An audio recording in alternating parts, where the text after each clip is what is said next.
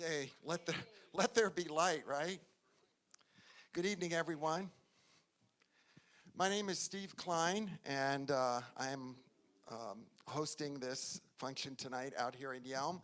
We're bringing our challenger candidates for public office here in Thurston County out to Southeast Thurston so that everybody, let me stand over here probably, so that everybody can have an opportunity to learn what their stands are and what they're all about and what they intend to do when they get elected.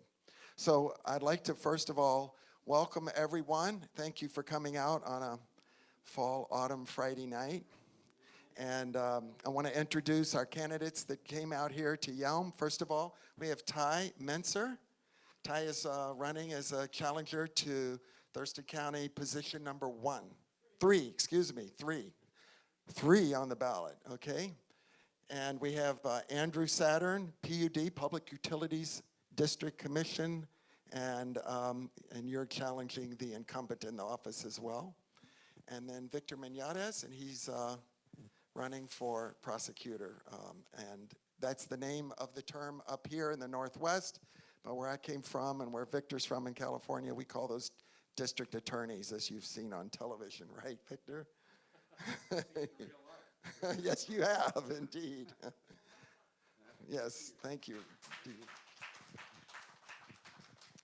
So the thing that I advocate here every time there's an election cycle going on, many of you know, is that I want to give the public an opportunity and our voters in the area to learn about the candidates that are running for office that we don't hear about. We certainly know the incumbents that have been in office for however long they've been in there, but the challengers we don't. I want people to have the opportunity out here in Yelm to be able to be introduced to hear, and have some one-on-one time to be able to visit with these folks. So we've had several already this year. We had Auditor Mary Hall out here for a town hall. We had Tye out here last month for a town hall, and Victor was here earlier this summer, and this is Andrew's first time here in Yelm, so we welcome you to our community here. This is the Triad Theater in Yelm, which is our local little community eclectic theater that we have. It's very warm, intimate, and comfortable as opposed to the community center where we've been before, because we want a very laid back exchange tonight and discussing some of the issues and where everybody can be able to participate. It's very important that the public get to hear this, because outside of 3 or 4 lines that are in the newspaper and going on their websites, we want you all to be able to listen to and to understand in their own words the stands of these candidates. So I'm going to just pass the mic around, and I'm going to start with Tye here. And they're going to pass the mic around. It's going to be very informal, and we'll have time for questions and answers, of course. They're going to give you what their platform is, what their interests are, what their intent is, and pass the mic on to others. Thank you. Thanks, Steve. I don't need to use the podium then? Can if I want? You can if you want. I like walking around. Okay. I'll walk around. Thanks for being here. My name is Tye Menser, running as a Democrat for the Board of County Commissioners, District 3. And I'm running for county commissioner for 3 reasons. First is I want to build a county government that is responsive to the needs of all the citizens of Thurston County. North County, South County, incorporated, unincorporated, Republican, Democrat, independent. We haven't had that in Thurston County. What we've seen over the last 4 years is a pendulum swing between a county commission that was perceived as not being responsive to the needs of South County voters to a county commission now where we have broken relationships with our city governments, Lacey, Tumwater, and Olympia. This extreme approach, flipping from one side to the other, it's not working for the county. And Yelm sits right in the crosshairs. You folks are a South County community, of course, but you are an incorporated area growing fast. You have a lot of issues. I've read issues during this campaign about homelessness and homeless camps and opioid crisis and substance abuse issues, and it sounded like I was reading an article about downtown Olympia. So this idea that the county commission should only serve one type of voter in Thurston County is not working. It's not going to work for Yelm, and it's not working for our voters. So I want to have county commission, there's no reason that we can't be responsive and find balance between all of our citizens. Second is I want to dig in, solve problems, and help Thurston County prepare for its future. I've been concerned because the county has been in the deficit spending for 2.5 years running. Spending through a healthy budget reserve during a period of economic expansion, there has not been an adequate explanation from this from the incumbent. We have seen new data from the county showing degraded water quality in every corner of Thurston County. We have seen homeless numbers spiking across the county, especially among children and families with children. It took a campaign year for this county commission to even recognize that this was a regional issue and not just a city issue. Third, I'm running for county commissioner to help bring balance and critical thinking back to our commission. We have former military and law enforcement officers, a wonderful background for public service. Your 3 commissioners come from that background. But I believe we need people with different professional backgrounds and different skill sets if we're going to adequately address the difficult problems we face. I have an undergraduate degree in government from Harvard. I have a law degree from UC Berkeley. I've had a 21-year legal career focused on criminal defense. The biggest part of your county's budget is the law and justice system. It's 75% of general fund spending, and I work with each piece of that system every day. I spent the biggest part of my legal career in public service as a public defender. I served for 3.5 years on Thurston County's Water Conservancy Board, involving extensive training in Washington's complex water law. Before I landed in Thurston County, I lived for 7 years in rural communities in northern Alaska, half of that time above the Arctic Circle. And so I understand and have a perspective on the challenges faced by our rural communities. I'm a bluegrass banjo player, and you might have heard that or seen that in the newspaper. I think there was a picture of me playing the banjo. I've led a bluegrass band in this community for over a decade, and we know how important that's going to be to our county commission. I've got a 13-year-old son and an 11-year-old daughter. I'm a proud father, and my wife is a kindergarten teacher.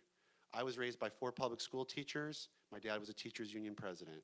And I lay all this out so you have a sense of where I come from, what my values are. These are the experiences and values and background that I will bring every day in my work as your county commissioner. My policy priorities for this campaign, first and foremost, is financial responsibility. Right now, we have a budget that is on the brink of financial solvency. The budget reserve, they say it's $10 million.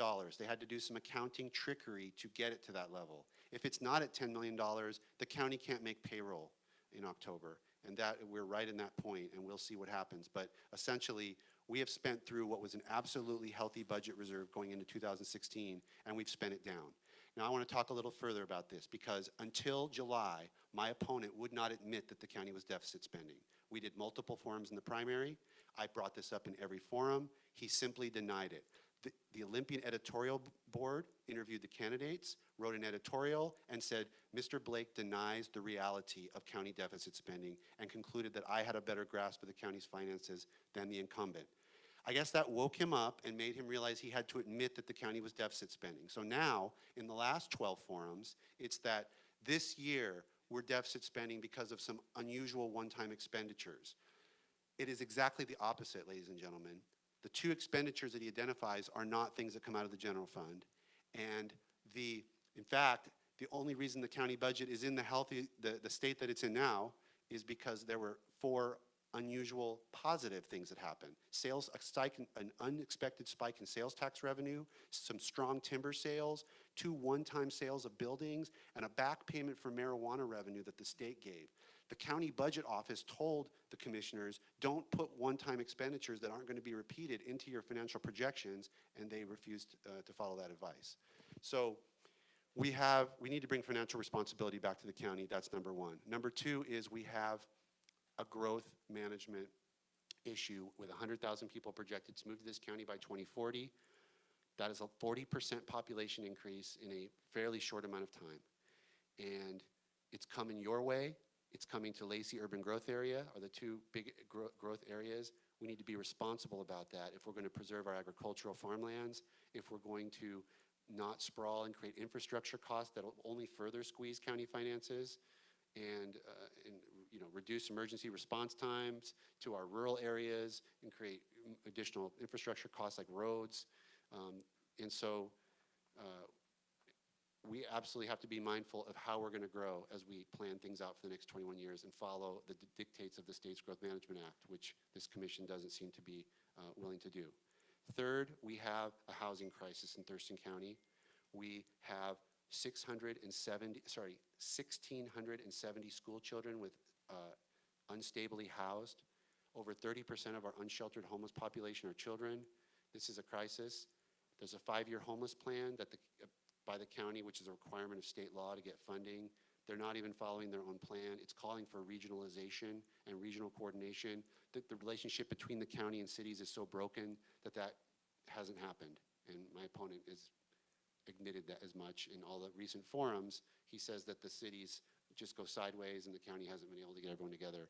That's because they don't have a good relationship, and I will repair those relationships. Fourth is clean water. I won't elaborate on this, but we have degraded water quality. We have a county commission that repealed a septic monitoring program. There's 54,000 septics in Thurston County, and it's the #1 cause of water quality issues, and we need to address a whole range. That's just one example. Finally is justice reform, and you'll hear more about this from Victor, but it's something that I also care about as a former public defender, and I'm a private criminal defense attorney today. And so this has been near and dear to my heart for many, many years, and I'm excited about the opportunity to work in criminal justice policy. It's one of the things that attracted me to want to be a county commissioner. And what's super exciting about it is that we need to do it because of financial and budget reasons. So I think I can get a lot of people on board to help me with it, where it might have been a heavier lift 10 years ago. But right now, our county budget is so squeezed and we spend so much on law and justice that we have to dig in and be more efficient. Those are my main policy priority areas. I'm excited to get to work as your county commissioner every day. I've enjoyed this campaign. It's been a long road, but I've gotten to know this community like I couldn't believe. Every in and out, every community group, I've been staggered at the number of people who are working hard on difficult problems, and I can't wait to work with them to solve problems. My campaign along the way has picked up endorsements from 24 organizations representing labor, education, and the environment. That includes your teachers' unions, your state employees union, your Central Labor Council, your Tumwater Firefighters Union, the Green Party, Sierra Club South Sound, Thurston Environmental Voters. I'm very proud of these endorsements, and I have the endorsement of a wide range of elected officials from all across Thurston County, and I'm very proud of that. I can't wait to get to work, guys. I'm looking for your assistance. I'm looking for your vote. My name is Tye Menser. I'm running for county commissioner, asking for your vote, your support on November 6th.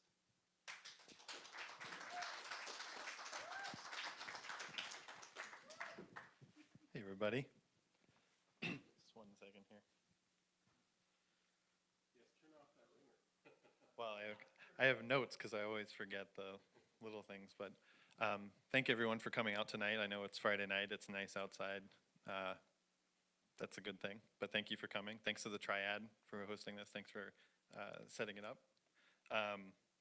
So I just want to start with a quote. It's one of my favorite quotes. JFK said, "Let us not seek the Republican answer or the Democratic answer, but the right answer.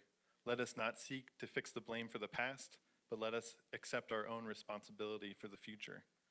So I'm Andrew Saturn. I'm running for the only nonpartisan position in the entire county. Excuse me. It's the Public Utility District Commissioner. It's a county-wide office, but it's nonpartisan, and we only deal with public utilities. I grew up in rural Ohio. My parents were union workers. My dad worked in a print shop. My mom worked for Highlights for Children. Grew up on farms.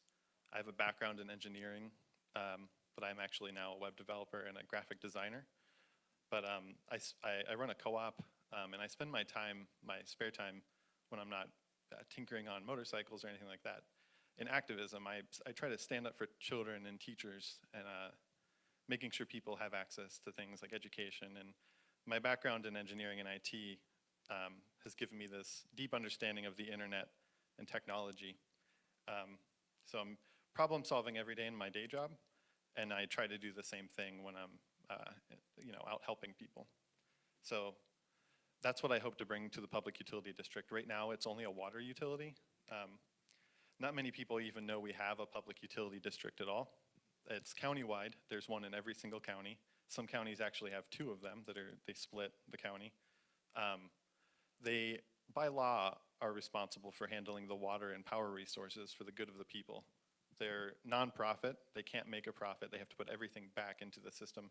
And their mission is actually to keep low rates and the best quality service possible. But right now, our PUD only does water. It currently doubled in size and actually raised rates on a lot of people. It currently does not offer discounted rates for senior citizens or low-income families. And they only gave out 4 vouchers for sustainability, so for things like a more modern toilet or fixture or something like that. They only give out 4 vouchers for the entire county. I think that is something that needs to change, both of those things. My campaign's about ethics. I've taken the pro-truth pledge, which basically means we vet everything that comes out of the campaign for factual accuracy, but also just to, that it's not insinuating something else. I've also signed the American Promise, which means I'm not taking any corporate money. We've outraised our opponent with only donations from regular, everyday people. No corporations, no PACs. My opponent, however, is funded not directly, but indirectly by fossil fuel companies, the major one being Puget Sound Energy. These are companies that are invested in fracking. I don't know how many people here know about fracking, but fracking is basically where they drill down into the earth and pressurize it with these chemicals and little beads and fracture the rock and release gas. But unfortunately, those chemicals get stuck in the earth and often end up in our water supply. So my opponent only wants to talk about water, not about the other issues I want to talk about. But it's frustrating to me because if that's your only issue and you're funded by fracking companies, how can you actually say you care about clean water? That's the #1 thing fracking does, is destroy our water supply. So not just clean water, but we're facing other issues in Thurston County. The rural areas of the county have no good access to broadband internet. This is something the PUD could address. Comcast doesn't want to go into these areas outside of Yelm, Tenino, Rochester. There's pretty good internet access in Lacey, Tumwater, Olympia, but everywhere else, especially native reservations, there's almost no access. You either have to get satellite, which is expensive and slow, or dial-up, which is slow. I think we need to get into investing in fiber internet. We can create a system where we're leasing fiber internet from the federal government and wholesaling it out to tribes, municipalities, co-ops, nonprofits, schools, and allowing them to build out a network, which would not only help people get access to the internet and the information they need, help people apply for jobs, help people communicate with their families, but it would bring in jobs. People out east, on the east side of the state, where there's public internet, companies have come in and created basically data centers, which brings in dozens of high-paying tech jobs. It attracts businesses. These are all things that are good for rural economies, especially when we're looking at farmers. I wouldn't say necessarily losing their farms all the time, but seeing lower yields, things like that. There need to be better jobs available for rural communities. On top of that, I think the PUD should get into public power. This is something PUDs can already do, and it's something where they have to do it with green energy.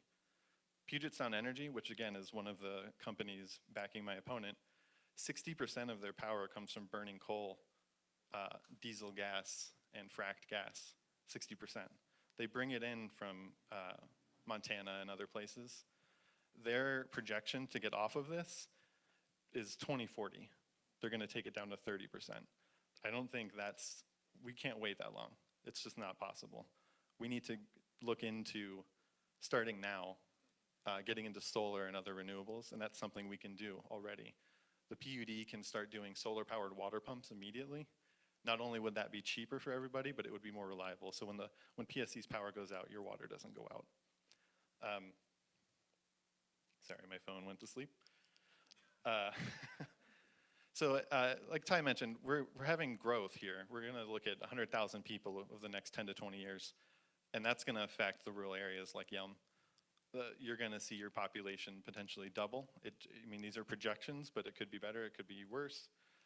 And we're not currently building sustainably, at least not in terms of our water.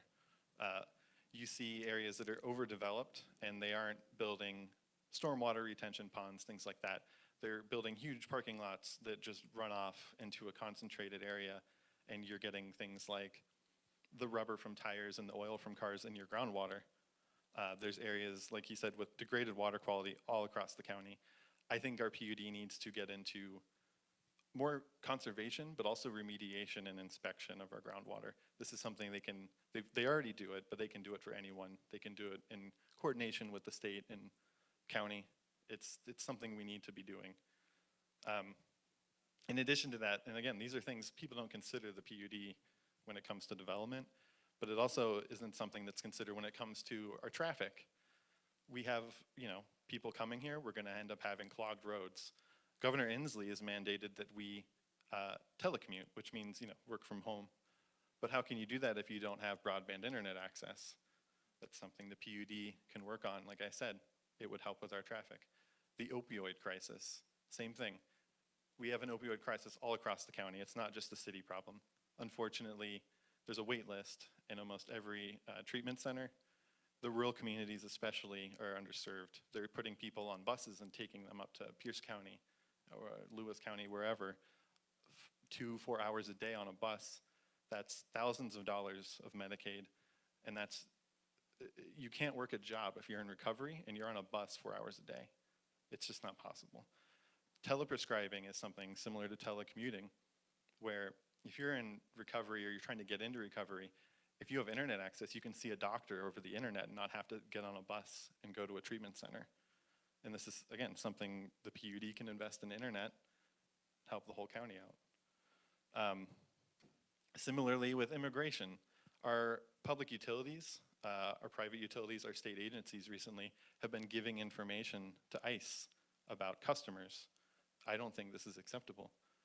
However you feel about immigration, we have no business giving out information of customers to federal agencies. So, I mean, I would make sure if elected the PUD was complying. It's already illegal statewide. Governor Inslee's already said you can't do that. Seattle City Light got in trouble for it. The Department of Licensing got in trouble for it. It's just not acceptable, like I said. However you feel about immigration, I don't think these agencies should be giving out people's information to the federal government. So, in summary, I think the PUD needs to expand into electricity and internet and expand what it's already doing with water, conservation, things like that. Bring in new jobs. We don't have to raise taxes. The USDA and other agencies already have funding models and bond guarantees for things like rural broadband, where it would be paid for completely and bring in new jobs without anyone having to, your taxes, your rates going up. So I'm endorsed by the Democrats, the Greens, the Socialist Party, the Farmer Labor Party, and about a dozen or so former and current elected officials. I'm proud of these endorsements. Again, it's a nonpartisan position, but I feel like this is a thing that serves everybody, not left or right. And with that, I guess I'll say, again, my name's Andrew Saturn, and I'd really appreciate your vote this November. And thank you.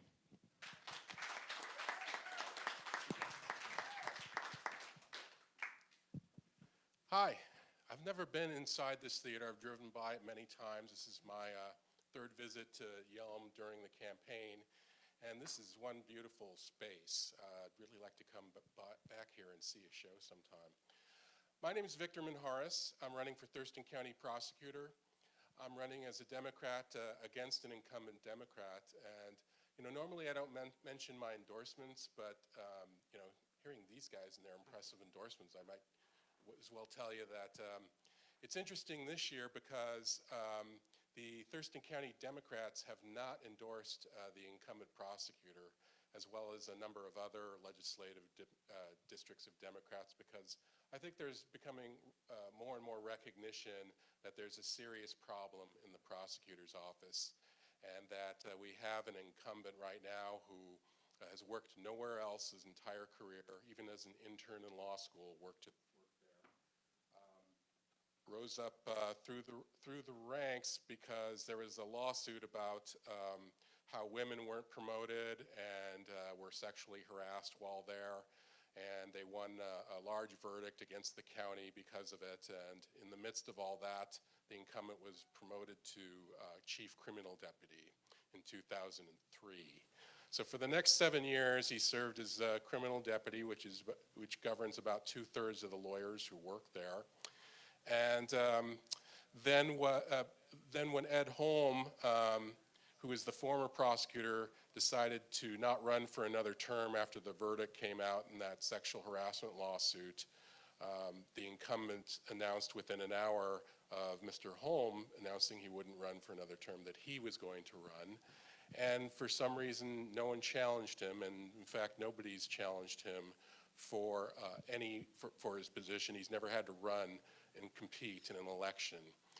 So I have decided to run for prosecutor because of my interactions over the last 4.5 years with excuse me, with defense attorneys and with attorneys who are in the courtroom every day dealing with the prosecutor's office. Now, previously I had been an assistant attorney general and was in courtrooms and federal court too across the state, so I didn't have a lot of experience being in Thurston County Courthouse, but once I did, I realized there was a problem, and the anecdotal stories I'd heard in the time I've lived in Thurston County since 2005, 2006, we moved here to raise our children, were more than just stories. They were basically telling a tale of endemic mismanagement in the office. So I decided to challenge the incumbent and try to bring more professionalism, more management into what the prosecutors are actually doing and how they exercise their great powers of discretion in changing people's lives, either for the better or often for the worse. One of the things I want to recognize is that the prosecutor does that I don't think has been recognized by the people of Thurston County until we started talking about it this year, is a problem called stovepiping. And what stovepiping is when you just look at how your own company, your own department within a company is working, and you don't think about the effects, the negative effects or positive effects that you're having on other departments or agencies. And that's a huge problem here in Thurston County, because the reason we have 75% of our general fund going to the law and justice budget is not because the courts are inefficient, although they are, or that the jail is being run poorly, or the sheriff is doing something wrong, or the coroner. The real reason is the inefficiency and lack of judgment within the prosecutor's office. They have a huge effect on those other entities, and that's why the percentage of our budget that is going to law and justice every year has gone up till now. I think we're budgeted at 76% of the general fund is law and justice. Now, the budget of the prosecutor's office has stayed relatively stable at $7, $8, $9 million. 2/3 of that is salary, though, so that doesn't change much. And the prosecutors are still filing cases and going to trial. So you might ask, what's the problem there? What are they doing wrong? Well, unfortunately, the culture of the prosecutor's office, if they're not governed by strict policies and procedures and told, okay, these crimes are important, these crimes are less important, what tends to happen is they want to get higher and higher sentences on the crimes they convict, and if they have discretion as prosecutors without supervisors telling them no, then the sentencing starts to go up. And you get to a situation like we have now with our jail. Now, you know, Thurston County is growing, and it's going to grow even more in the coming years. But right now, it's about 1/8 of the size of King County. So to give you an idea of how out of control our system is, King County works with a 2,000-bed jail, and they run it at about 95% capacity, so there's always a little extra room and ability to clean it up and maintain it better. 2,000 beds in King County with 8 times the population. What do we have here in Thurston County? The Thurston County Jail should be around 250 beds, give or take. But what is it? It's 488 beds. It's almost twice the size it should be by population.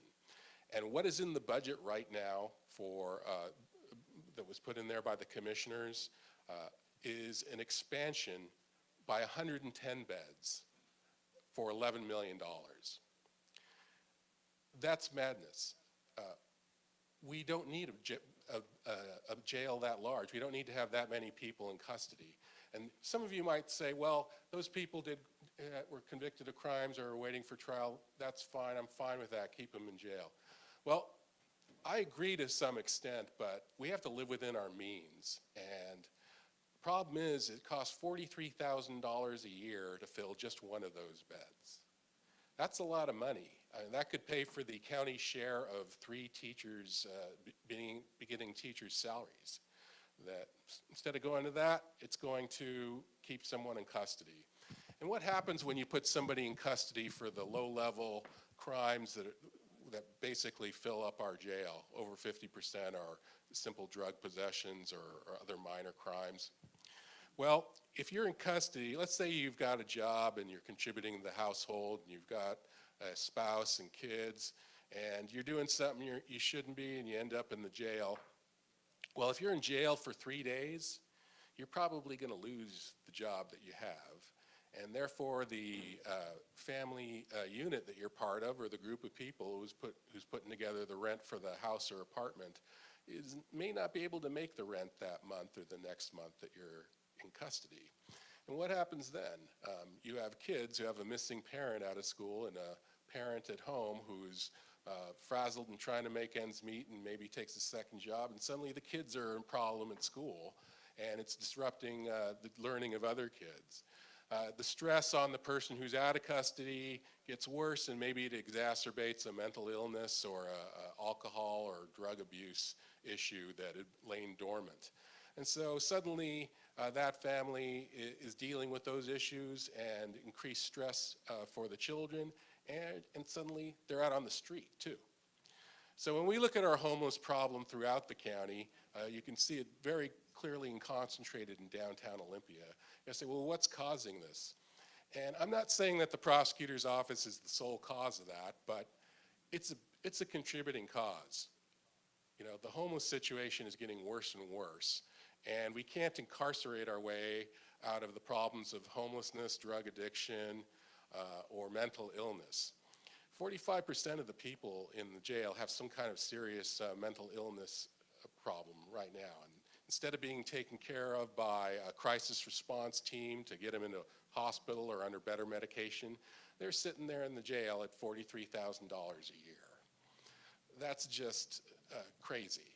You know, getting medication, getting treatment is a lot more cost effective for most of those cases than putting people in jail and just holding them at the taxpayer's cost.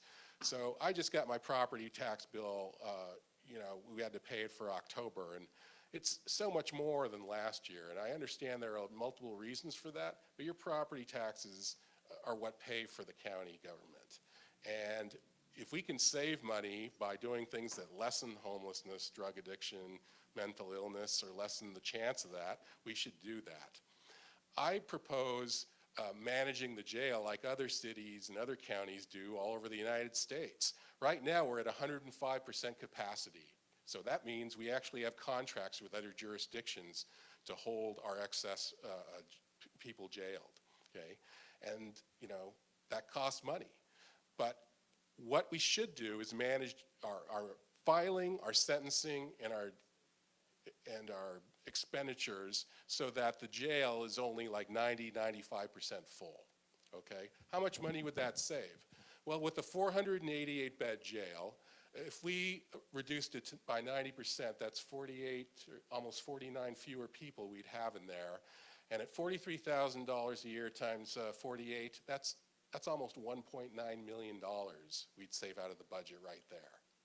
Instead, our county thinks that the prosecutor's office inefficiency is just hard baked into the system and it's never going to change. So they're proposing an $11 million addition to the jail of 110 beds.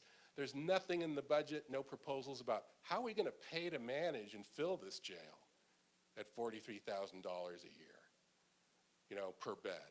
for another 110 beds. That's $430,000 if it ends up being the same cost as what we've got now.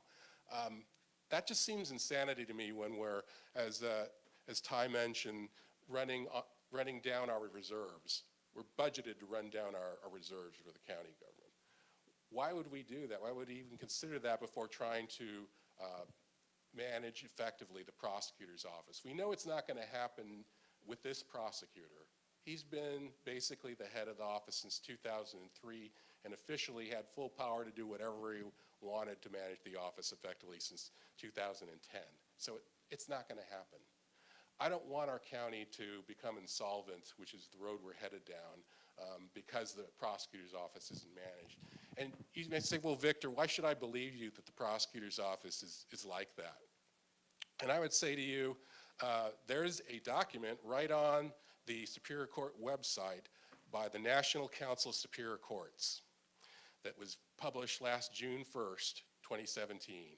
And you can go right to the website tonight after this, look it up, and you'll see how they basically excoriate the prosecutor's office for not having any filing policies, not having any sentencing policies, not having any policies on trial continuances. And by the way, that's another huge problem. You know, they turn over evidence far too late in the process. The defense attorney basically is forced into a continuance because they'd be found to have committed malpractice without looking the evidence and interviewing witnesses and such if they went to trial. So the case gets continued. You know how much a 6-month continuance cost the county just for keeping the person in custody? You can do the math. It's over $21,000. And that makes no sense. The prosecutor's not thinking about what is the cost to hold that person in jail. You know, do we need to hold the police's feet to the fire to get the evidence in earlier, or our own prosecutors, and do we monitor that, and which prosecutors are having more continuance than others? I can't tell you the answer to those questions because the prosecutor's office doesn't release that information. And one of the things I want to do is shine more sunlight into what's going on there, because it's not working. It's not working for our county, and it's not working for the people of Thurston County. I don't want to pay higher property taxes because someone's not doing their job effectively, and I hope you don't either. I want to bring other reforms to the office. I want to bring tighter attention to prosecutorial misconduct, which happens. People make mistakes. I don't think a prosecutor should necessarily be fired for that, but certainly they should be counseled and trained, and you know, if they're repeatedly doing that, then yeah, maybe they should be disciplined and fired. But our prosecutor thinks there is no such problem. At the last forum I did with him, which was at the Olympia Unitarian Universalist Church, I mentioned the problem with prosecutorial misconduct and how I wanted to keep a tighter rein on that. And his response was, he was offended that I would even imply that there were any problem with prosecutorial misconduct, that he monitors the Court of Appeals cases very closely, and if there's a case out there that says during his term in his office that a prosecutor of his had been found to have committed misconduct, that he would like to see that because he doesn't think it exists. That's pretty close to an exact quote. I pulled up, you know, 4 cases immediately and put them up on an ad next to him, showing him saying those words and showing the names of the cases where that had been found. And that was just for the last 4 years. You know, there have been more out there, but the fact that he can just say that he doesn't know about those cases to a room full of voters, I find very troubling, because it either means that he doesn't care about the truth and didn't try to find out the truth, because that's not the first time I've seen him say that, or it means that he just didn't know. And he has no idea what's going on with the professional conduct of his own prosecutors who have the power to send people away for 10, 20, 30, 40 years in prison. And I find that terrifying as a former prosecutor. I was a prosecutor for 15 years down in Los Angeles, trying very serious cases, murders, robberies. I had a case where people were shooting at each other with machine guns and down city streets. And I've taken millionaires who had gotten their money from stealing from regular people, real estate fraud, and embezzlement and schemes of land fraud. So I've got a lot of experience trying cases. I've tried many, many jury trials, and I've also had experience managing a task force that looked into public corruption, and experience at Honda Motor Company managing outside counsel, handling attorneys dealing with their litigation in various states, including the attorneys at the Keller Rohrbach firm in Seattle who did the Honda defense up here in Washington State. So I've got the experience to manage an office of 32 attorneys. I've managed far more than that at Honda. So it's not an issue to me, of professional competence, at least from my side. It's an issue of what do you really want out of a prosecutor. I could save hundreds of thousands of dollars of property tax in the first year just by tightening up the way things happen. And I really want that for Thurston County. My wife and kids and I love Thurston County. It's the only home our children have ever known. They don't remember ever being anywhere else. They're born here in Washington, and we've made many lifelong friends here and really love it. But it just hurts me to think that we think Thurston County is in so many ways innovative, but we do things like we send people to prison at a much higher rate, almost twice the rate of King County, for example. And prison's expensive too. We don't pay for it directly like we do in the county, but it costs an average of low 50s to send someone in prison for a year. And we shouldn't be proud of the fact that you're more likely, if you're charged with a crime in Thurston County, you're a lot more likely to go to prison and get a higher sentence than you are in King County, because you can't erase huge pieces of people's lives and not expect adverse effects to the taxpayer later on, and it's just morally wrong to overcharge people and to convict them or to send them to prison when really the evidence is quite weak. So I want to tighten things up. I want to do things fairly for all the people of Thurston County. I could go on about reform and stuff, but I'm just going to call it a halt now, because I'm looking forward to your questions. And I really need your help, though. I can put myself up there and say I'm willing to do this, I put my law practice aside to run for office, and I'm not taking any new clients right now while I'm running for office, but I'm willing to do that because I really want to make positive change for all of us. And I want to see money available to do things that we really need, like low-income housing. Did you know the $11 million I talked about for the jail expansion, 110 beds, you know where that's coming from? The Real Estate Excise Tax Fund, number 2. Okay. And you know what the state legislature declared an emergency of homelessness back in 2017 and said, you know what, counties, you know what, cities, we want to help you out. So you know that Real Estate Excise Tax Fund that can only be used for roads and maintenance and things like that? We're going to let you pull $1 million for 2017 and $1 million for 2018, up to $2 million to build low-income housing. And our commissioners said, you know what? We're going to take that $11 million and build a bigger jail. I don't want that for our county. And I don't want greater homelessness. I don't want greater mental health issues. I want to have the county have the option to use that for productive purposes. I ask for your vote this November 6th. Victor Minjares for Thurston County Prosecutor. Thank you very much.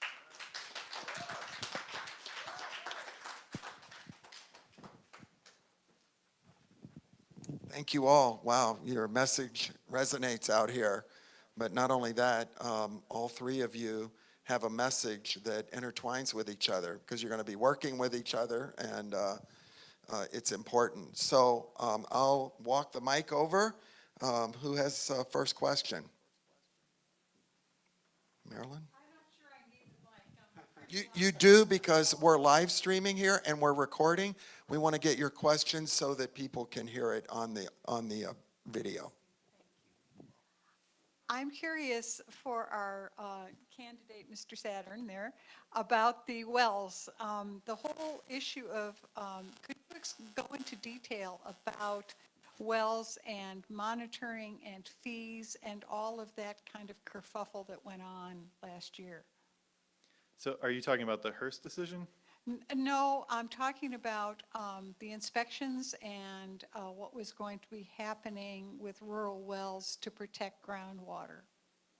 And there were fees going to be associated with that. I'm sorry I can't be more clear about it. I don't know specifically about anything like that in terms of what happened. I can tell you my opinion. Please do. I mean, we have wells right now. There's private wells, there's wells owned by private water companies, there's wells owned by the PUD, there's wells owned by the county, et cetera. When you build a well, when you dig a well, the state basically ruled, and I mean, scientifically they are correct, if you build one well, it has access to that groundwater around it. If you build a well over here, you've now lowered the level for both.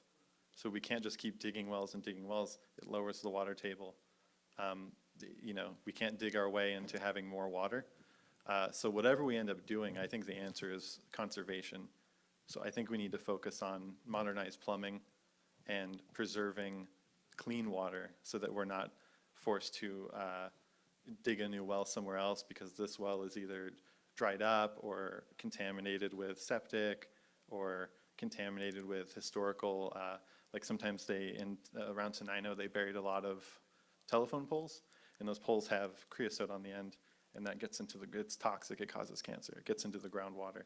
So just things like that, making sure we're not doing that and making sure we're identifying those things. So I also think we should expand our inspection. So I think the PUD could really act as like a satellite management in terms of inspecting anyone's wells or anyone's water supply. You know, if we're doing it like in bulk, basically, we're increasing the scale of what we're doing, it would end up costing less just because we're doing more of it, and that should be a full spectrum test, not just your basics, but you know, anything from arsenic to creosote to you know, bacteria, things like that. So I don't know if that kind of addresses your question, or Well, it was in regard to septic contamination of water supply, and you know what could be done, and what would the cost to the homeowner be for that? yeah, I think Tye might have a better answer because that's the county issue. So yeah. I'm happy to take a shot there because what we had was a septic monitoring program under the, so I'm running against, you know, we have 3 commissioners. The commissioner I'm running against got to the board first. He's been there the longest because the other 2 are only been there 2 years. So back when he was, you know, he's an independent, is his label. There were 2 Democrats. He was a minority voice at that point, and they worked out a program because of the issue I outlined in my opening remarks, that the septic systems were just being identified all over the place as causing issues. So even a properly maintained septic is like 4 or 5 times more deleterious to our water quality than you know, having a good, you know, sewer and water system. But when we have failing septics and we don't even keep track of that, it just exponentiates the issues. And so a little history is that program was controversial and ultimately scaled back to a $10 fee. It started out as $66 for some folks and $57 for some other folks, and I think there was a third level. It was tiered based on where you were, and that was controversial and ended up getting scaled back to $10, just to get it going and try to get the pieces in place for what the county really needed. 2 new commissioners take over, again, labeled independent, and they immediately, in their first month of action, repealed that. When my opponent voted against it originally, he said it is not the county's business. That is a quote out of the newspaper, not the county's business to monitor septic systems. As it sounds like you know, and these folks need to know, it's the #1 cause of water quality issues in our lakes, streams, and rivers. There are other water quality issues. It's not the only thing going on, but it's a big thing going on. And now my opponent said in June that he vetoed that because it was a staff building exercise the county didn't need. It was already working on some septic issues. He thinks the only problem is around the saltwater inlets, Henderson Inlet, and now they're going to be working in Eld Inlet.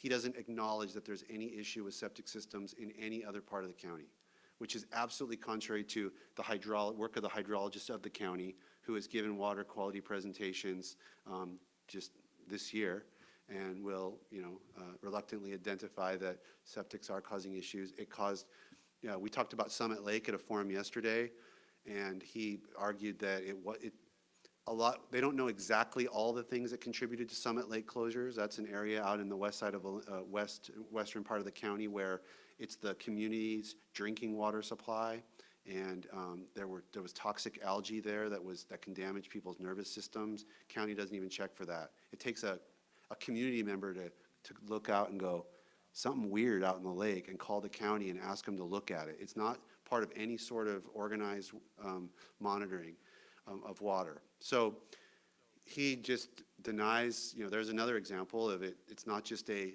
Puget Sound or saltwater problem. So that gives you a sense. The $10 was the fee to get the program started. It may need to be different than that. I'm open to, my whole thing is, if we've got a commissioner that's saying it's not the county's business, we have a problem. I am wide open to what it needs to cost, how many staff needs to be dedicated to it, how comprehensive it needs to be. I'm wide open to what our staff says and what sound science demands. But when we have a commissioner saying it's not the county's business to do that, and you have toxic nerve altering algae in Summit Lake and degraded water quality all over the county, that is just madness, as Victor would say. Thank you very much. Thanks a lot. Yes, thank you. I'm not sure which one to address, but probably one of you two, following with her question. My concern is when you're asking private owners who have septic tanks, who cannot put septics in without the quote county coming and putting it in and getting the okay for it, why would you be following or assessing the private owners when we're talking about water quality, as opposed to developments being done by the cities or surrounding areas where they're putting homes in, acres of land and asphalt and all that, which absolutely affects the water, and then assessing the private owners who have already gone through the professional way of putting in a septic? So I don't believe there should be a distinction. I know there are other things contributing. I think there were two things that I heard in your question. One is a recognition that there are other things contributing to water quality, like what Andrew was talking about hard surfaces and stormwater runoff, which then, if we don't require low impact development standards when we have new building, and it's not more, especially over time, it is not more expensive. It is not, and we have good standards in Thurston County, actually, but these commissioners, it was on their docket of priorities this year to reduce, sorry, I won't get this right, to increase hard surface limits, which I absolutely oppose for that very reason. And secondly, the second part of your question is, I don't want to make this onerous, and I understand that I've heard some knocking on doors. I've heard some horror stories about folks that have really tangled with the county. In fact, one guy, bless his heart, he came out with a whole binder full of letters back and forth at the county, and I sat there with him and tried to make heads or tails of because he owned a property on Johnson Point that was on a saltwater. And so even though I'm knocking on his door in Lacey, he had this property and there was a septic issue, and the county, and it looked kind of ridiculous what he was going through, because he was getting formed, he'd write a really detailed, heartfelt letter about what he was trying to do, and he'd get a form letter back that really didn't answer the questions. And that gets to another issue of, having government that's responsive and that, tries to really connect to people and answer questions and solve problems, which is important to me. But yeah, so the last thing I want to say is that these septic monitoring, I just want to make sure, I don't want to make this onerous or expensive. I just want people to, I had a septic in Alaska. I lived on a septic in northwest Alaska, in interior Alaska, outside of Fairbanks. And I had to file a thing with this borough that I did a pumping, and inspection, and it cost me, $100 every so many years, 5 years. I think it was 5 years for the inspection and every 18 months for the pumping. I can't remember the details of it, but it wasn't that big a deal. I mean, I know these things can hurt people's, pocketbooks, but the water quality issues, and that's why we need to, and then that ties to growth management and how we expand our water systems, and we do everything we can to prioritize clean water, because that's directly community health. The county commissioners sit as your board of health, and so that's an important responsibility, in my opinion, and septics have to be addressed. Thank you. I was just making the point of, absolutely, I agree with you, the septics should be followed through with, but if you put a septic in, you're already following the county basis, so therefore, why does it have to be redone again at your home if you've already gone through the proper mediation? I have a quick thing I can add. The PUD is a public utility district. It's a publicly owned utility company, basically. So they only handle their own systems. What I'm suggesting is that they offer a service to people who have a private system or a private well, but it's the county government that handles water quality, things like that. So it intertwines a little bit, but it wouldn't actually, if I were to be elected, it wouldn't be my responsibility to deal with water. But I do want to reiterate what Tye was saying. Our water systems are all connected. The groundwater is all connected. So one septic system leaking can affect an entire area. So septic is important, and development needs to be sustainable. So, I mean, we should have porous concrete, things like that. And when they're building these new buildings, they need to really take into account the green space around it so that the stormwater isn't running off into one spot. But that's more of a city issue. So everyone needs to work together. Yeah. Thank you. I just want to close this last question off quickly by saying that enforcement of low-level cleanup type environmental crimes where people are dumping, alluding to the runoff, which is inadvertent, there is some intentional dumping and stuff that can affect water quality. And civil and criminal prosecution of those is dropped to basically zero over the last 2 terms. So I'd like to reinstate that to make sure we do preserve our water quality. Thank you. Thank you. Yeah. Excuse me, yes, I want to go back to the whole thing on septics and that. The septics and the well thing is tied together in a way I don't know if any of you are actually aware of. And what it's tied to is particularly in rural parts of the county. Like everybody is out here who's not in a city, people don't want the county on their land. And they certainly don't want you to have permission to go on their land because you're expecting something. And that's the first big thing you're going to run into as far as the conflict. The other thing is an example on a septic. If I believe, let's see, when I put mine in, it was 100 feet you have to be from a well. Well, maybe that needs to be addressed. The other thing is on septics, every time I get my septic tank pumped, I fill out, the pumper fills out a form, quality, all that kind of stuff. The county doesn't have a system. The county should have, every time somebody gets a septic done in Thurston County, they should get a copy of that and look at and see, do we need to put a pumping standards for certain types of soils? Some areas maybe 5 years, some areas every 10 years. It's mandatory that you get your system cleaned. And at the same time, if we do charge a fee, have a portion of that program go to helping people who are low income or don't have the money to pay for getting the septic done. I mean, it's a reasonable amount of money, really. But that way, it's being maintained without the county having to run huge amounts of overhead, except for maybe somebody to monitor the permits. I'm going to get you a job application, John, because it sounds like I could put you to work here as soon as I get in office. Everything you said, I agree with 100%.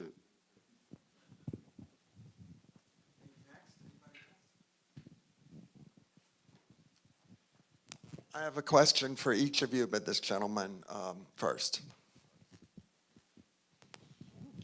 Hi, I think probably I'm going to address this to Tye. A couple weeks back, there was what seemed like would have been a near disaster that the county would have perpetrated upon Thurston and Olympia with regards to accepting $25,000 from the federal government in order to cooperate with ICE. So how was that ultimately resolved, and how was that a part of the county commission involved in that? I'm happy to answer my perspective. Victor was actually instrumental in actually calling that to the attention of the commissioners. So I want to give him his due on that, because I was pleased that was brought to the attention of the commissioners. I just will say that, yeah, and as a county commissioner, I'm going to not only, well, there's been a wrinkle where those strings connected to that grant have been ruled by a court in California to be unconstitutional, and it's going to the Ninth Circuit. So that's an additional wrinkle. But even if they weren't, I would be voting against accepting the grant with those strings attached. But what I'll let Victor talk a little more about it. What I want to say is that there has been a comprehensive study by a group called Strengthening Sanctuary, where they went through all the policies of all our local jurisdictions, created a nice handy chart, and attached all of the supporting documents showing the operative ordinances and policies of our local jurisdictions in terms of cooperation, voluntary cooperation in sharing information with federal government in immigration situations. Only the city of Olympia has taken the necessary steps to completely sever all voluntary information sharing. Thurston County has severed in a couple of ways, the most egregious ways, that in one case where they were required to by court order, but there are 3 or 4 other ways in which they are still voluntarily sharing information. I want to put a stop to that practice, because we still have ICE agents waiting in our Thurston County jail parking lot and picking people up when they get released. And even Sheriff Snaz acknowledges that this occurs, and the public defenders that I work with have seen it happen as they leave the jail. So this is something that aside from this grant issue, we have a bigger issue that we have to address on Thurston County policy. So, but Victor can give you the ins and outs of how that went down with the commissioners. I'll walk all the way over here so I can address your question over here. Okay, so I don't work for the county. I'm a private attorney, but I do read the newspaper, and as most of us do, and I do follow the news. So I'm aware of the policies of the federal government that they've radically changed as far as immigration and immigrants, and they're even starting to revoke citizenships of people because they were born near the border and they can't prove that their parents were Americans.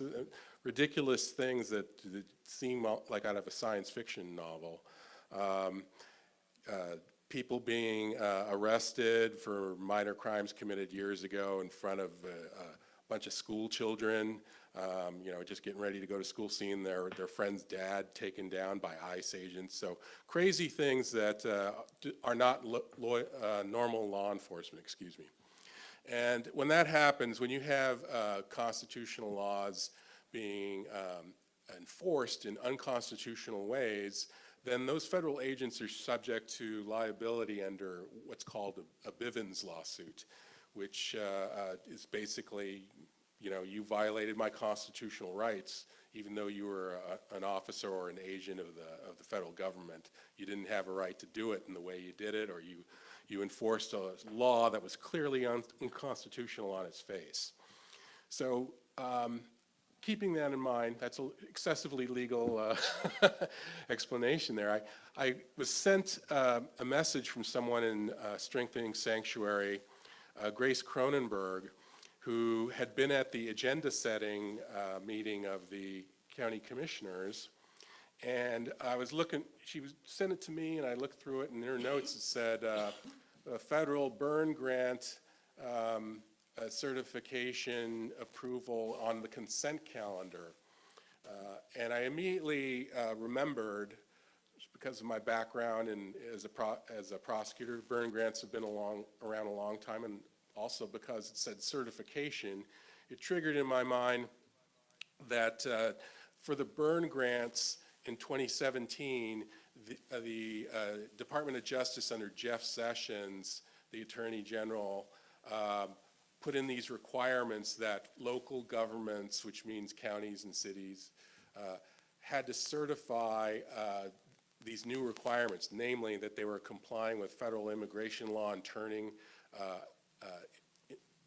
data on immigrants over to ICE as part of their normal business. And included in that, originally, was access to jails and things that were clearly violated state sovereignty, because, you know, Washington State's equal to the federal government in a lot of ways, and they've got more authority in some things than the federal government does. So they're basically asking us to give up our constitutional sovereignty as an independent state in order to get, you know, paltry amounts of money. So a lot of entities sued, and there was a injunction, temporary injunction that covered the whole country at one point in 2017. And amidst all of this, I mean, the injunction could have been lifted any time. There was a lot of debate among public officials. Do we sign this knowing that could be lifted at any time? Well, I'll tell you one place the debate apparently never happened, and that was amongst the Thurston County Prosecutor's deputies and the Thurston County Prosecutor. Because when that came up for renewal in Thurston County in 2017, what did the incumbent prosecutor do? He certified it. And he signed, we're in total compliance with these statutes, one of which has since been found to be unconstitutional by several district courts. And indeed, that was the allegation in the lawsuit, several of the lawsuits happening, you know, in 2017. And so this isn't something he did at the beginning of 2017. He certified it on November 13th, 2017, that we were in total compliance with turning over information to ICE and with other federal immigration statutes in there. And so this was not public knowledge. At least I had not read about it in the Olympian or any other news publication, and I haven't found any evidence it was ever discussed. It was put on the consent calendar, and he went ahead and signed it. And what the consent calendar means for the commission is that there's no debate. So everybody's on the same page and agrees, so there's no need for any debate. They're just going to do it. So that's what was recommended by the prosecutor's office, who didn't do their homework, and that's what was done. And Mr. John Thunheim signed that document. Okay.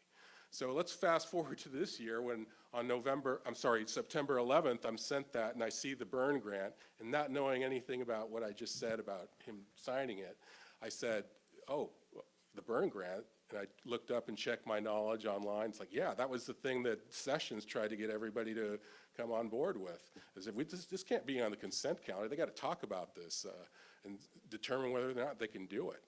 And so Strengthening Sanctuary got people to make comments because they had gotten 0 comments, public comments on this.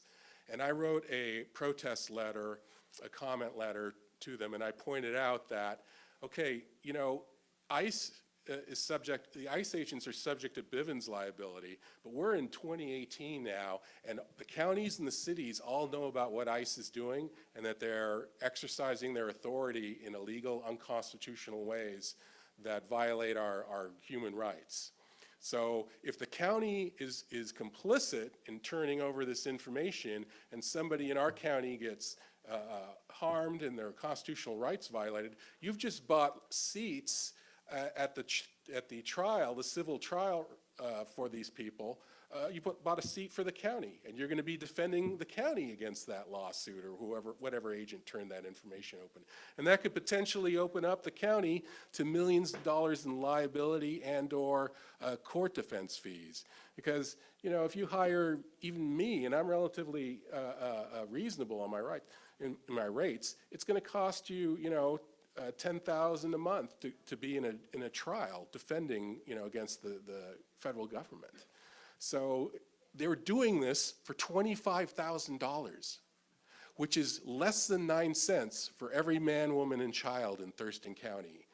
And I said in the letter, which I submitted the day before they were supposed to meet in the county commission, I said, this is crazy. I mean, the benefit far, even if you agree with everything ICE is doing, I mean, you know they're gonna get sued for what they're doing, and you know that we're gonna have to defend the county against this.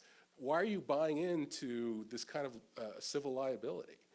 And so I brought this up at the Thurston County Democrats meeting the night of the Monday before the meeting the next afternoon. And I announced, hey, this is what's happening. It's supposed to be discussed or be on the consent calendar at 2 o'clock tomorrow afternoon. We need to submit public comments and tell them this doesn't make any sense. And in the room, sitting right there before me, was Mr. John Thunheim, the incumbent prosecutor. And he said nothing about this, but he went to another place in the room and made a phone call to someone, I don't know who. And I had checked the calendar at 4:09 p.m. That afternoon, and it was still on calendar at, after 5 o'clock. They had refreshed their request, the prosecutor's request to have this approved. And he didn't say anything to the Democrats who were there, didn't say don't go, nothing like that. He just left the room. So the next morning, I found out that someone had pulled it from the consent calendar and said, well, we're not going to talk about it in the afternoon. So it had been pulled from the consent calendar by someone. And that afternoon, several of us spoke against that measure and said, whatever you do, you got to do this in the light of day and not secret. It shouldn't be on the consent calendar. And then I found out today, as a matter of fact, that they finally issued their withdrawal of the grant, the prosecutor's office, basically for the same reasons I'm telling you right now. They withdrew their application for 2018 and said they weren't going to certify compliance with ICE. And in a separate letter sent on the 10th of October, they said, we're withdrawing our application for 2017 and our certification. And that was the first time that they ever admitted that they'd actually certified that stuff with ICE. So it was shocking to me to hear that. Thank you. But it wasn't just me. It wasn't just me. I mean, it was Esther Cronenberg and me and the Strengthening Sanctuary people who all made those comments. I think I was the only one who put that legal spin on it. And like, how, even if the commissioners said we want to do this, I, as the prosecutor who's advising them, would certainly say, hey, give the legal advice that this makes no financial sense whatsoever, to spend hundreds of thousands of dollars defending us against future lawsuits because we wanted 25 grand. And that's the kind of mismanagement I'm talking about. It's not just on the criminal side, it's on the civil side. There's nobody running the show over there. And that's really the biggest reason I'm running. I want to see justice done, and if nobody's watching what's happening, there's not going to be any justice. Thank you. So I actually have a couple questions from some friends of mine that are watching. The first question is for Victor. As the prosecutor, how would you impact the jail budget? Isn't that a sheriff and commissioner area? What would be your action? And I just have to say, listening to both you and Tye, when it comes to justice and sound financial management, it sounds like the two of you could tag team Thurston County, and that would be great.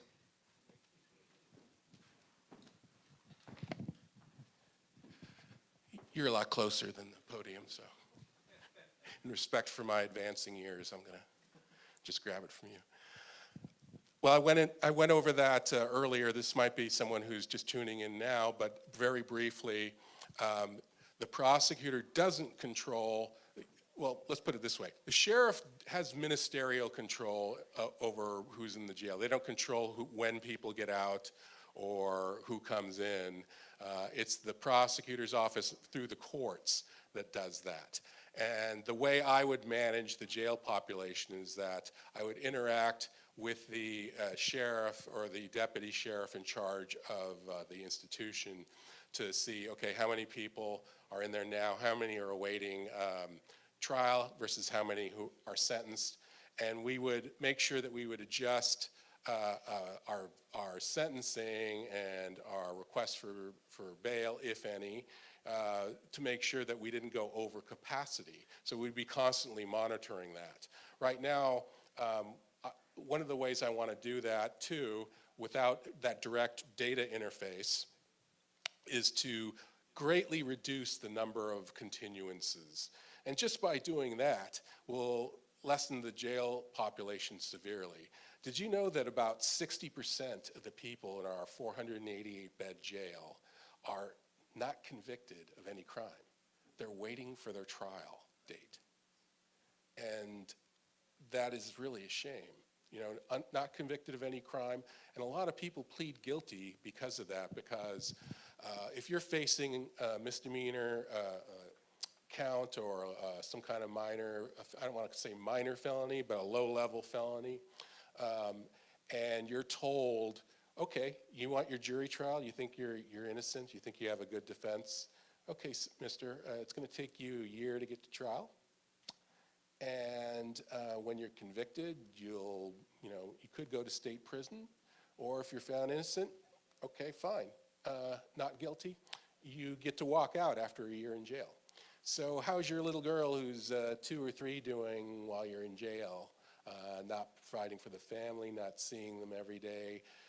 Do you want to see her grow up, become 3 and be at her birthday party, or do you want to take this deal for time served and probation and get back to your family? Well, that's what happens a lot of times. So I want to get cases, for one, I don't want low-level crimes where there's no danger to the community. I don't want those people to sit in jail, okay? So that policy is going to change when I'm in office. And number 2, I'm going to respect people's speedy trial rights. And we're not going to be filing motions where there's no good cause for a continuance because the policeman decided to go on vacation so we can't have the trial on the appointed date. That's not good cause. You need to monitor those closely. But I've seen motions where they say just that, and unfortunately the judges grant those. And there's it's illegal, but there's nothing to be done, right? Nobody's going to appeal that by the time you took that through an appeal. Yeah, that's not good cause. See it every day. Yeah, it's crazy. Well, you know who could stop that right away? Filing motions without good cause? The prosecutor, exactly, yeah. And so that's going to end. They're going to learn what good cause is. And if I see that someone's filed a motion that doesn't have good cause, then there's going to be some conversation, hard conversations happening in my prosecutor's office, okay? There's not going to be motions filed with a ton of hearsay in it, and I've seen those too, where they're actually communicating what other people said, and it's supposed to be a declaration of the person conveying evidence through yet another police officer in a way that just is wrong. It should be all stricken from the declaration. So we're going to tighten up the way things happen there, and I think it's going to result in a quick reduction in the number of people who are held in custody. One of the first things I want to find out is how long has this person been waiting to be charged while they've been in custody, okay? And for those who've been there too long, they're getting out, okay? Why isn't the evidence ready? Why haven't we made that decision? We're going to make the decision, and we're going to err on the side of making sure that the taxpayers aren't paying $43,000 a year to keep someone in custody who's not charged because the police or the prosecutor's office can't get their act together to make a decision, okay? So we're going to tighten things up. We're going to tighten things up with the judges too, because unfortunately, and I hate to say this, we have 8 Superior Court judges. I'm going to just give this example. Only 2 of them have criminal justice experience. The other 6 are all civil attorneys, half of them from the AG's office, or family law attorneys, people who don't do criminal trials. So they don't really understand the effect they're having, and nobody wants to go, if you're a civil attorney who's a judge, you don't want to be the one in the newspaper, oh, I made the wrong decision and this guy went off and drove his car and killed, someone. That's a horrible thing, but you need to make a call. That's why you're wearing the black robe, okay? You need to make a call within the law. And too often I see them erring on the side of violating people's rights. And I want to bring more experience, more judiciousness in the prosecutor's own exercise of discretion in the type of things they file and why they might go a certain way, to help educate the judges. Because I don't blame the judges who see how things work and how the defense attorneys act or are treated in the court, and they think, well, that's just the way it is. You know, I want to show a different way where we show respect for opposing counsel, that defense attorneys have a key role to play in our system, that we actually respect defendants' rights, we respect witnesses, and we don't yell or abuse witnesses as public servants. And I've heard tales of that too, and talked to some of those people, and it horrifies me to think that a prosecutor would think they could talk to a witness, a victim, or even a defendant's mother in some of the ways that I've heard. That's going to end. I'm sorry, that's way too long. I'm stopping.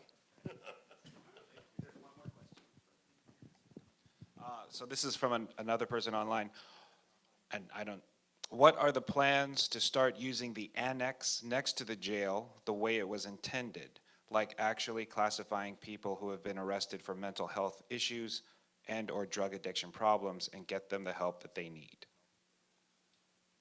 I'll take a stab at that, and then I'm going to pass it to Tye for the rest of it.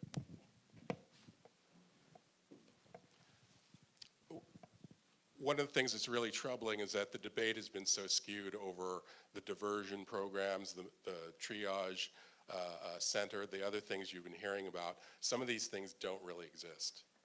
And yet our elected officials have heard our prosecutors say, wow, I've heard that LEAD, law enforcement assisted diversion, is great. He's coming into the city council. I actually had this I'm not going to name names, but actually had this conversation with someone from Tumwater City Council talking about how great LEAD was and how could I think about running against someone like that. And so I said, okay, the law enforcement assisted diversion, that's a pretrial diversion. It would save a lot of money if we used it effectively. Tell me how many people have been through law enforcement assisted diversion in the last 8 months? Do you know? How many people have you met who've been through that? She didn't know. Oh, sorry. I shouldn't even have given that much information. But I answered the question for her. One person has been through the LEAD program in the entire time it's been open. At least that was my last information in April. Okay. That's outrageous. That you could go around and tell other public officials how well a program is working when only one person has been through the program and been helped by it. So when you hear about, oh, we've got this diversion program, that diversion program, you know, we've got the drug courts. Hey, the drug courts are great. Do you know when the drug courts were started?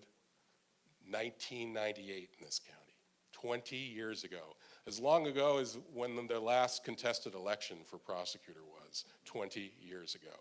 So from my perspective, I hear a question like that, that's somebody who knows something, because yeah, there is no triage center in the jail, okay?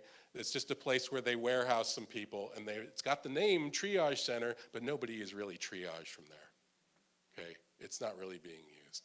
And so I'm gonna let Tye, who'd be more hands-on with that, take it from here. Thanks. So I've been talking a lot recently about mental health issues. And in fact, this afternoon I was in a podcast with my opponent, and we were asked he was asked what about my campaign, did he think was, you know, most on target? Did he think that was something that, you know, he agreed with? And he pointed out the emphasis that I've been putting on the mental health system and how it's very deficient in terms of the needs that we have. So I think Victor mentioned a statistic that I talk about a lot, which is 45% of the folks in our jail have a diagnosed mental health issue. And our sheriff has said, I don't want to run the biggest mental health hospital in Thurston County. And one of the other commissioners has said, we shouldn't be criminalizing, or, you know, we shouldn't be incarcerating the mentally ill. But that's what we're doing. And I don't think anyone sat down at a table and said, let's start rounding up people that are mentally ill and throwing them in jail. I think that it's a default. We know that our law enforcement officers are there for us 24/7. We can always call 911 in a crisis. We know we're going to get a response. So people default to that system. And it's not the right system for a lot of cases. And I've had numerous examples in my legal practice. I still do public defense, 10% of my practice. I get appointed felony cases every month from Thurston County Public Defense. And I've had numerous cases where I just read the police report, just read the charging document and realized this should not be charged as a felony. This should not be charged as a misdemeanor. Should have never been, the police officer really didn't even need to show up to this one. But that's what we've got going. I've been appointed, there's been court hearings, there's the jail time involved, a transfer to the triage center. My opponent talks about this triage center that was the question references as a place where we take people as if it was doing what we need, which is being a direct source of a placement outside the criminal justice system. Every client I've had that's connected to the triage center came right through the criminal justice system and from the jail. So it may be used that way in part, it's not used that way in full, and it's a very, very small facility. 7 to 10 people can be there. And what I had heard early in this campaign is that because of problems at Western State Hospital, people are staying there way too long, and it's basically just being an annex to the Western State Hospital. It's not being used for emergency crisis and triage the way it was intended, people in and out. So we've got to change all of that. And, as I built this campaign and talked more and more about justice reform as it connects to our budget, as it connects to our housing, as it connects to the substance abuse issues, mental health is just front and center. And if we had people knowing and we could route these cases to the proper system, the mental health system that we have would be completely overwhelmed. So whether it's a matter of taking those jail dollars, whether it's a matter of charging practices, and I will fully admit that working with the prosecutor is going to be critical to many of the things that I want to accomplish as a county commissioner. I will work hard because I have the background, but if the prosecutor wants to resist me, that's going to be a big problem because they are the ones that make all the decisions that Victor's described, and those decisions are out of my control. And so if they want to fill up the jail, they'll fill up the jail. I can pass a budget.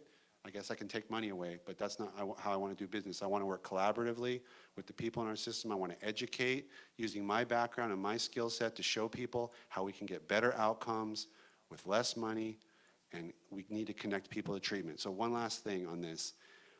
Low-level incarceration, and I'm talking about, let's say, 6 months and less. If we're going to spend money incarcerating people for 6 months or less when they're mentally ill, and we're not going to connect them to treatment services, we are simply flushing money down the toilet.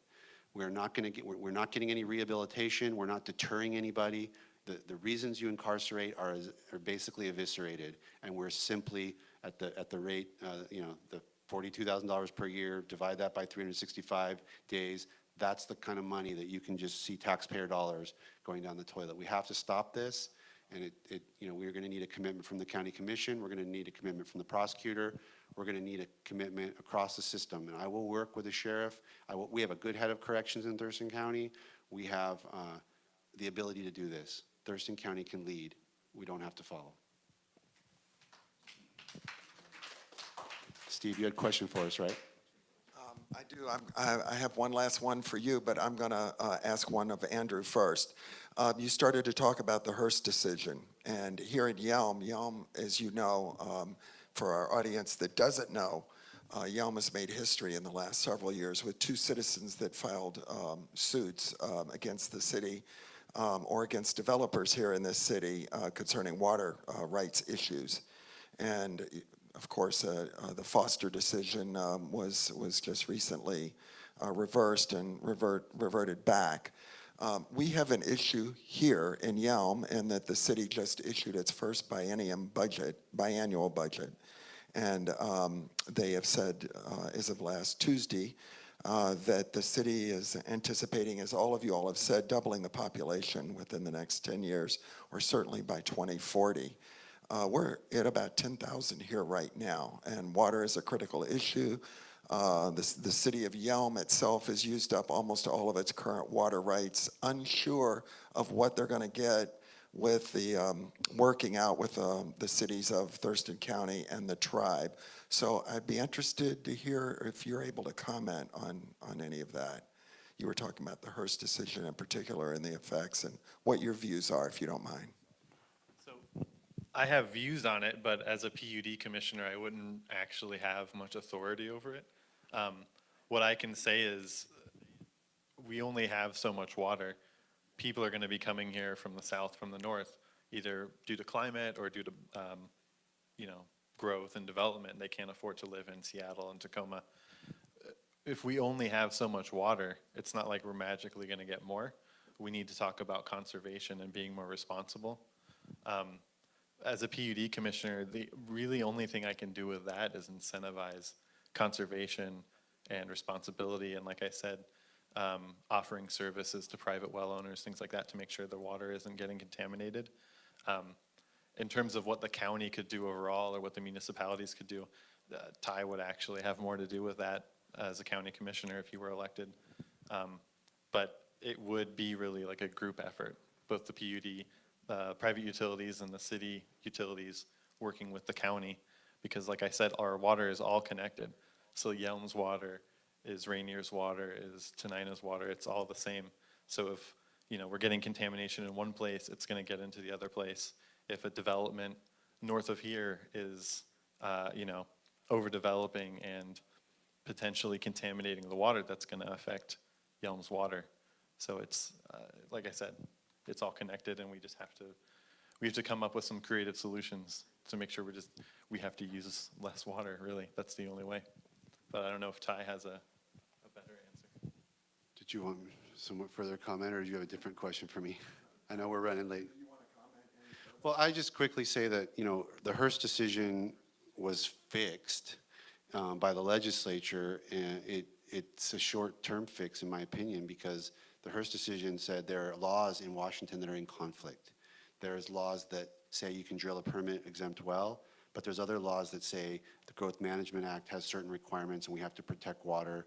And so county governments can't just issue development permits without being aware of whether there's actually water available. And so despite this legislation that happened, we're still going to have to be mindful of that. That's my takeaway, is that the principle underneath the Hearst decision wasn't necessarily fixed. And it's still with us, and it's still important, and I will feel that as a county commissioner, the responsibility to be mindful of our water resources. And right now we're talking about just the legal availability and physical availability of water. We're not talking about quality. But this is something that our county commissioners are going to continue to have to tangle with. They don't formally have that requirement anymore after the Hearst fix bill, but I think they really do fundamentally have that responsibility, and I feel that, and that will be part of my analysis as I help the county manage this incredible growth that we're anticipating. Great, that's good to hear, because just up the street here is Sarah Foster's residence just outside of the city limits, and she was the one that won in court, and she talked about this, about her water rights being infringed, and she's in the county. So yes, this is an important issue, thank you.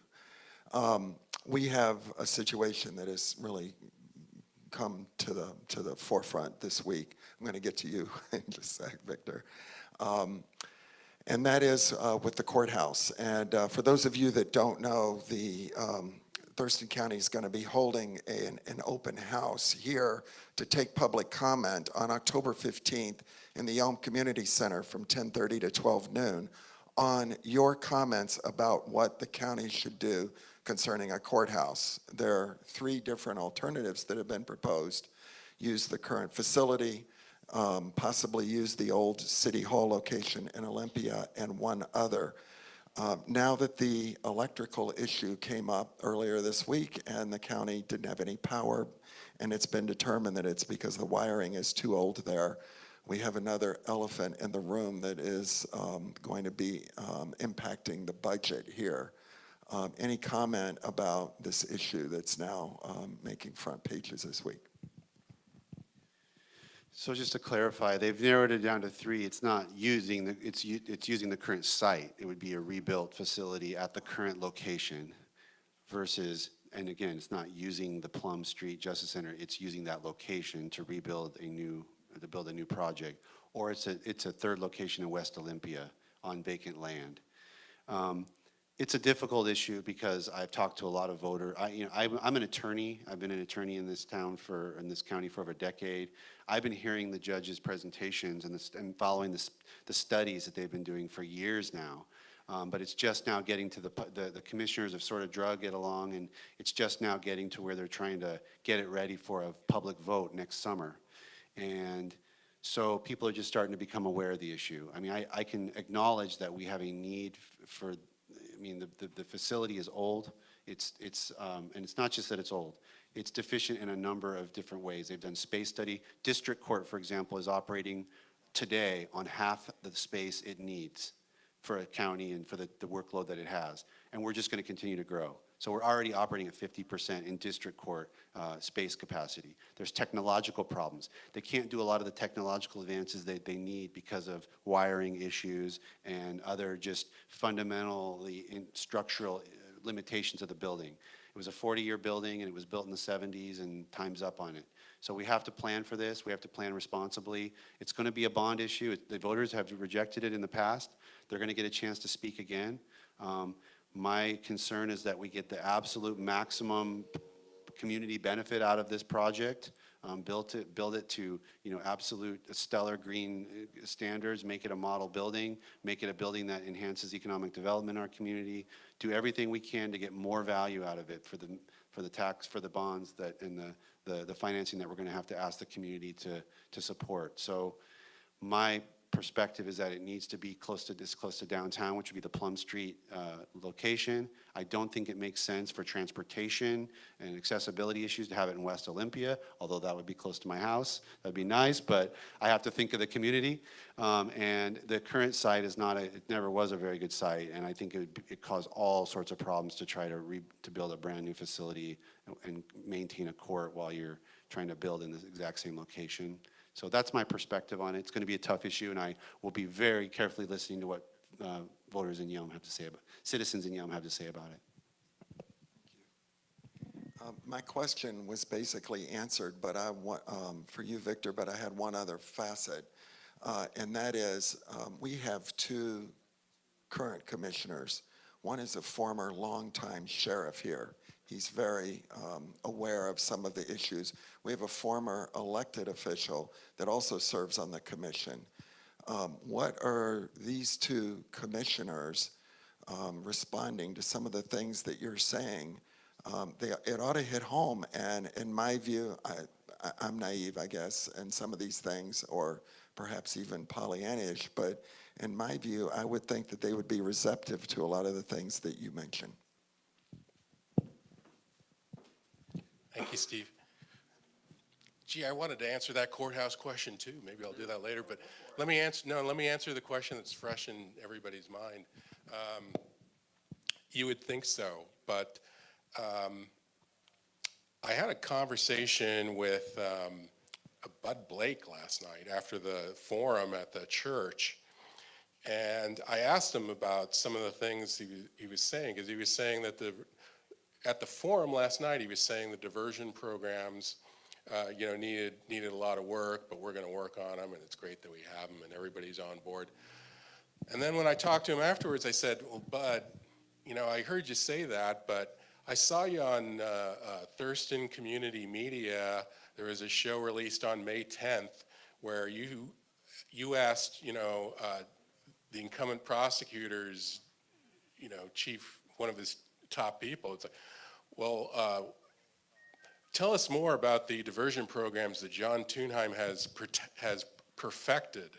And I said, how do we go from, when you saying that they've been perfected on May 10th or whenever you recorded the show, and you saying tonight that they've got a lot of problems and issues and we've really got to address them, but we're on top of it. And he just, well, that's just kind of the thing you say. I mean, he didn't really, I don't want to put words in his mouth, but he kind of moved on to another topic. But I thought it was symptomatic of a tendency that I've seen, particularly among the old guard politicos in Tumwater and Olympia. And I think here in places like Yelm, you guys are more attuned to the reality of what's not working. But everybody, a lot of these elected officials love to congratulate each other on what a great job they're doing. And that's part of the game. And I get it, it's part of the game, but it's getting to the point where the system's breaking down and people can see it, okay? They're not acknowledging reality. How was it that Mr. Thunheim could go around for 2 years telling elected officials how great the LEAD program was when only one person had gone through it and been helped by it? How was that? Why are our elected officials not asking those questions? I'm just a lawyer in town.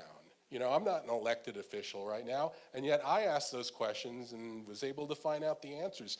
Why is my city council person, why is someone living in Tumwater city council person or in Lacey not asking those questions? That sounds great, Mr. Prosecutor. How many people have gone through the program? The citizens shouldn't have to think about those, but that's a sign that our system is really in trouble. Really in trouble. When our elected officials just kind of let these things slide and slap each other on the back and tell each other how well they're working when they're not working. They don't want to know. Like the city councilman I talked to in Lacey, surprised to find out that's the case. And I asked the question, well, didn't anybody ask him, you know, well, what are the numbers? How much is this costing versus how many people we're helping? Those conversations need to happen, okay? We're all adults here. The city councilmen and the representatives need to know that we're watching because we know things are not working, that we're asking those questions, okay? That we're getting real answers and not feel-good answers about the triage center. Yay, we've got a working triage center. Doesn't that make us all so happy? Aren't we good people for doing that? I think the feel-good story sells. But we as citizens need to realize we caused this, okay?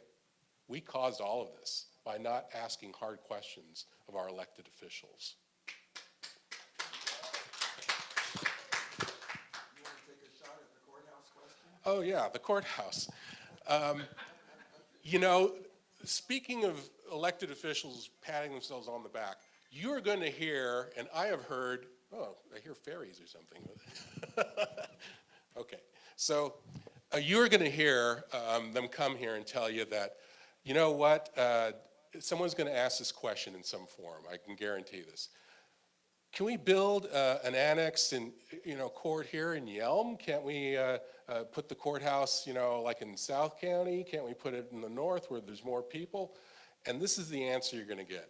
Oh no, it's state law that we must build the courthouse, the new courthouse in Olympia.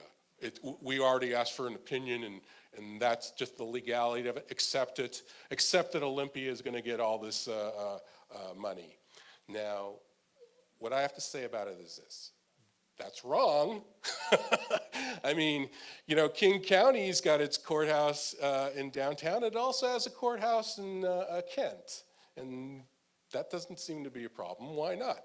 Well, if you actually read the statutes that they're talking about, there is an exception. I mean, we could say we want to build the newer courthouse. We could keep some part of the existing courthouse where it is functioning, maybe kick a couple of judges out and move them to the new courthouse and try and make accommodations that way, and that would still be our courthouse.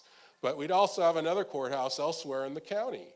And all you would need to do that is just keep the old courthouse, or if you really had to shut it down, you could just go to the Supreme Court and say, we want to build it here. It makes more sense for the county for us to build it in Lacey or Tumwater or Yelm or some unincorporated county, part of the county. That is possible, but no one wants to tell you that because all the money and all the politicos in Olympia want it to be there in Olympia. That's the reality. They should really just say that. Say, hey, you know, we've got the political will here, we've got the infrastructure, we want to do it here in Olympia. But they don't. They'd rather tell you that it's illegal to build it anywhere else. And I don't like that. You know, I don't like it when the prosecutor, for example, says that there's no misconduct while he's been an attorney. Well, are there any attorneys listening, you know, in the audience? They can read Court of Appeal decisions too, but we're all supposed to stay silent because we're afraid of being rude or mean or negative because someone told us a lie to our face and we didn't sit there and believe it. We need to change that and be honest about what we're really talking about. Okay, Olympia's got the political muscle, and we need a new courthouse. Let's figure out the best place to put it. But don't tell us that it's illegal to build the courthouse anywhere else, because if you just read the statute, you could get approval from the Supreme Court to put it anywhere in the county, or if you kept the old courthouse working in some form, you could also start it without even that permission. So that's my view on the new courthouse situation. But yes, I agree. That old courthouse is terrible. It's one of the worst I've ever been to. Great, well, thank you all so much. Audience, thank you. Anybody else with a quick question before we close for the evening? I want to thank you, Victor, Andrew, and Tye, once again for coming out to Yelm. As I said earlier at the opening, it is vital for people to be able to see you, hear you, understand you, and instead of just through a newspaper quote. So really appreciate you all spending time. I know you've done this on a number of occasions with other candidates, and I just think it's fantastic. What a public service by such a dedicated citizen of the Republic. Well, thank you. So thanks a lot. Good evening, everybody. And Jane, thank you for the use of this triad.